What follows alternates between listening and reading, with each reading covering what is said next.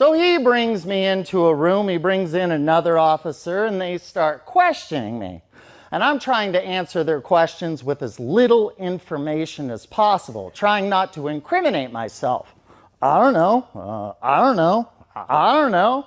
And since that was going nowhere, they told me that I was being charged with 2 Class A felonies and a Class B felony, and that I'm facing 2 to 4 years in prison. And then they did the whole, give us 3 names. Give us 3 names of who you're selling to, or 3 names of anyone else selling drugs in this town. It's going to help with your sentencing. Play the whole rat game, play the rat game.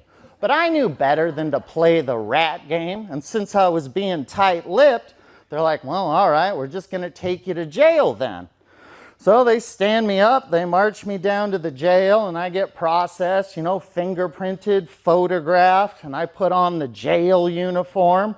And then they walk me down to my cell where I'd be sleeping for the night.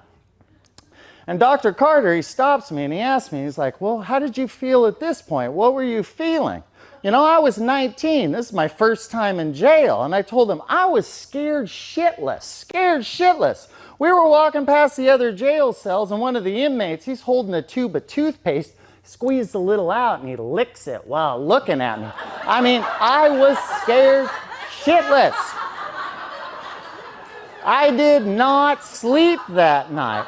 I did not sleep that night at all. I thought my cellmate was gonna rape me. I'd watched too many movies.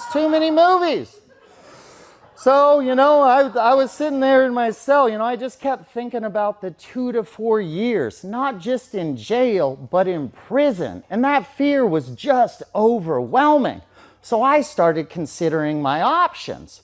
And Dr. Carter, he stops me and he asks me, he's like, what options are you considering?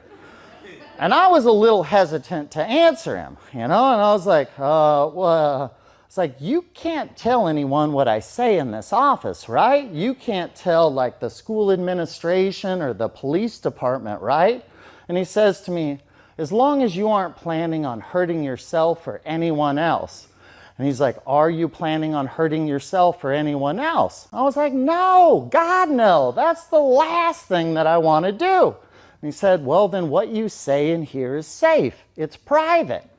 So I tell Dr. Carter about my whole plan.